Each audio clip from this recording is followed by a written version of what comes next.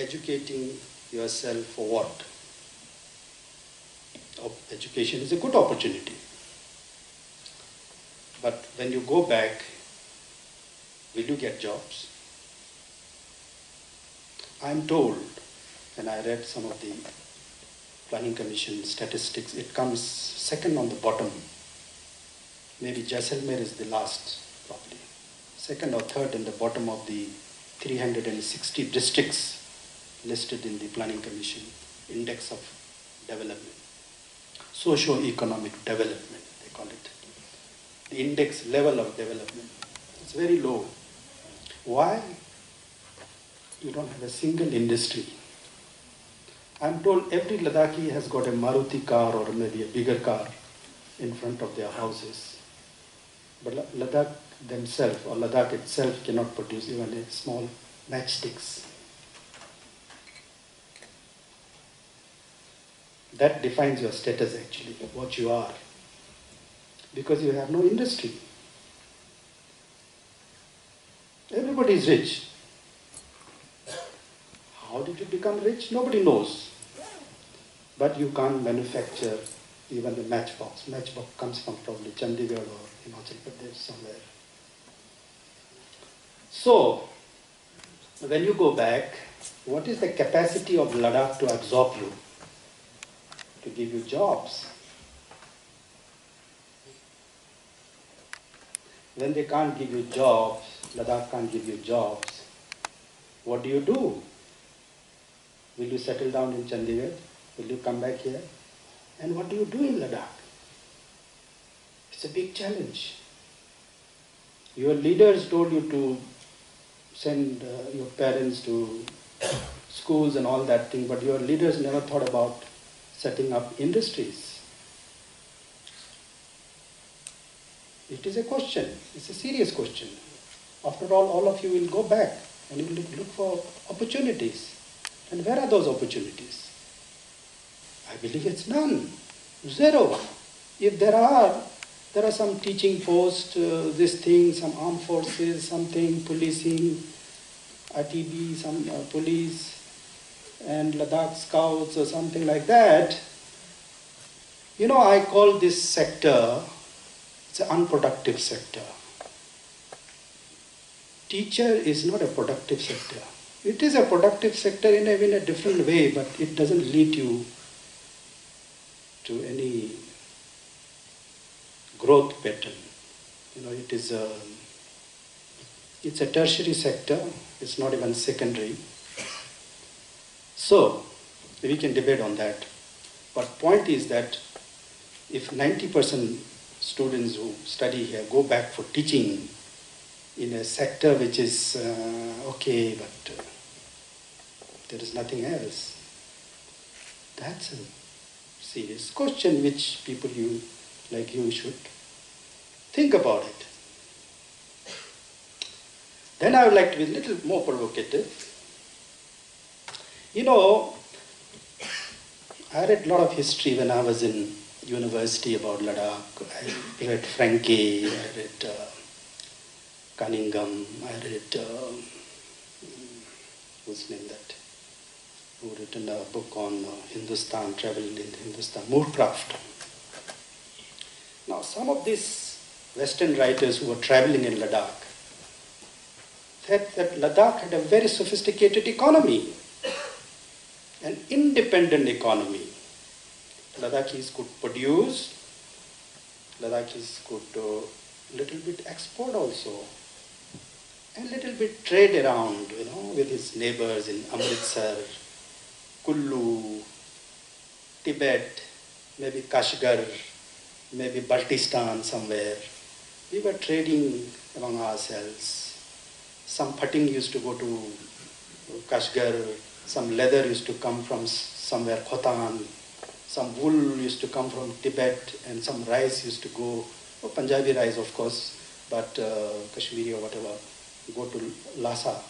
So point here is that you had a sophisticated culture. You know, when you go to these monasteries in Ladakh or your own houses, you know, you have a little chapel in your own house called Chotkam, When you go and you ask your grandparents, your parents, the kind of ornaments they used to have, kind of carpets used to have, it is one of the top most sophisticated culture in the world. India never had. Rest of India, it's a very subterranean type of life they had. You had a very sophisticated lifestyle economy which you could maintain. How did you maintain? Because you had an independent economy. You could produce, you could export, you could consume, you could exchange, or whatever that thing. I won't say even independent, you could say interdependent. Something you produce, something your neighbor produce, something your other neighbor produce, so you exchange your goods. Today I'm not sure how much you produce. How many things which comes from Leh to Chandigarh? You are dependent on Punjab, but I don't think Punjab is dependent on you. Everything goes from here. Your requirement, your consumer goods. So, you have a dependent economy. You don't have an independent economy. You don't have even interdependent economy. You have a dependent economy.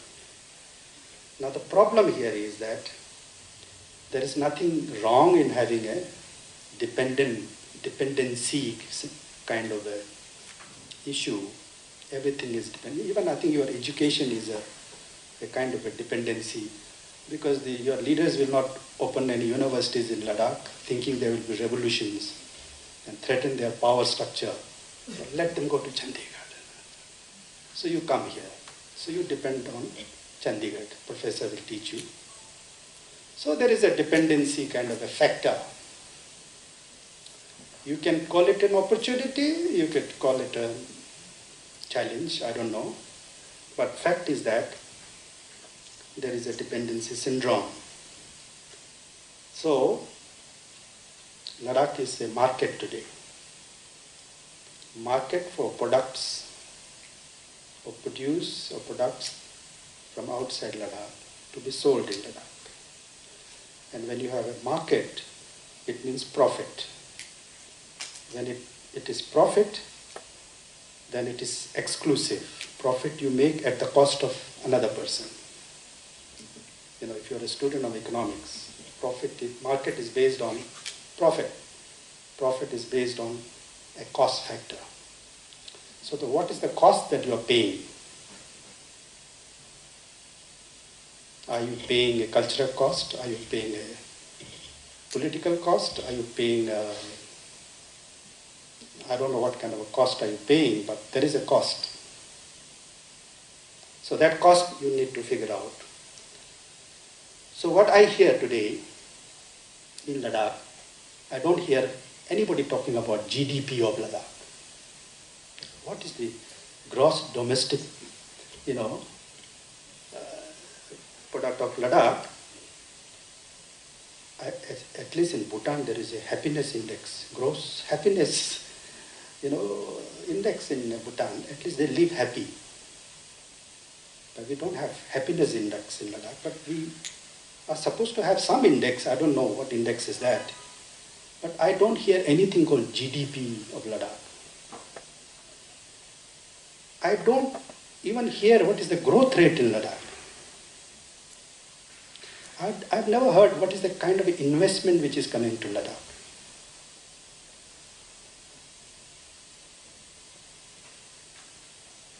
What I hear something called subsidy, loan. I've heard something called donation, assistance. It's very interesting. This vocabulary which is global phenomena of export. What is export of Ladakh? What is import of Ladakh? What is the investment? Your growth rate, GDP. These are index through which a society is measured at the global level. In the World Bank, or whatever, Asian Bank, Planning Commission, whatever. This is how somebody is measured. Unfortunately, I never hear when I go to Leh once in a while, oh, somebody has got this, he's got subsidy. Somebody has got a car, he's got a loan. Somebody has built this thing, he's got a donation. It's very interesting. It's very interesting. I used to hear about Nepal once in a time, maybe in the 70s, in the 80s. You know, Nepal used to exist on NGO money. All this kind of World Bank, UN, UNDP, or whatever this thing, they used to pour a lot of assistance, donation, this thing. And look at the fate of Nepal today. There is a civil war. And very soon there's going to be a civil war again because there is a problem about making a constitution there. They are not able to make the constitution for many, many years. You have the Naxal, you have the Maoist and all these things. So it's in chaos. Because they never had any indigenous growth system. They were, somebody was giving them. Now, I want to ask this question. Is this going to be your future? Is this going to be your opportunities? The opportunities of seeking assistance, grants, loans, subsidy? Is that the future are you looking for? Then how long?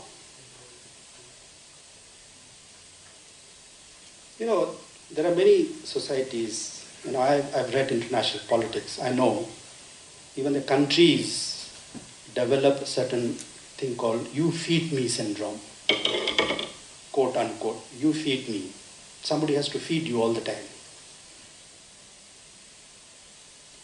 You know, if in a very low language you call it beggars. Now, it's very interesting. When you have a self-respect, you have an identity, you call yourself Ladakh, and then you also acquire this syndrome of you feed me, you feed me. Today your MP and MLA is measured by how much they have begged for Ladakh. कितना grant लाया है, कितना assistance लाया है, वो सो MLA ने इतना लिया, उसने ये किया, वो किया. I mean, it's very interesting. From where they get this money from? Somebody has to get money from somewhere, and you feed me. It's like, you know, the mother animal, whatever it is, goes somewhere, find a food, and then try and give you the puppies or whatever. It's not interesting. It's not interesting. Somebody has to go somewhere and get some money for us. I find it extremely unacceptable. But that's the challenge. That's the challenge. That's a reality also. So I'm asking you to think.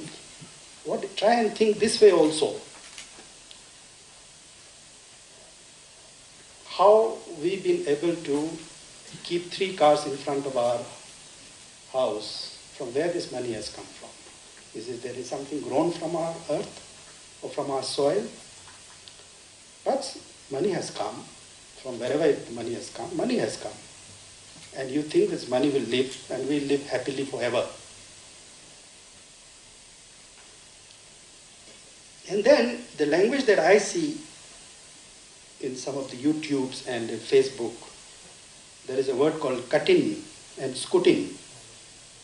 Grateful. I am so and so grateful to so and so. Sonia ji, Mantri ji, Manmohan ji, Nehru ji, Indira ji, scooting and cuttings. Now these words are very, very carefully used. Don't take it so lightly. For 2 generations I have seen cutting, kone is cutting in, kone cutting in. Now, interesting. So whatever somebody has done to you, was it your duty, was it your right? But, you know, the point here is, this is a continuing struggle. I don't know, your children also, next generation will have to say, I'm grateful to somebody. Ultimately, in political terms, you have to translate your welfare, your whatever that you are today, comfort or whatever, is grateful to somebody. And when I go to airport in Leh, people come with khatak, anybody who you are. They come, Jina, Sir. So, now, I don't think this phenomena can be stopped. The issue is that if somebody stops giving you assistance and some donation and the subsidies or whatever that they are giving, somebody stops that thing, you will get very, very angry.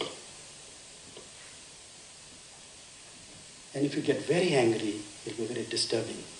And disturbing not only for you, disturbing for the nation also. I don't know what kind of a dependency syndrome that we have acquired ourselves. That's not good for anybody.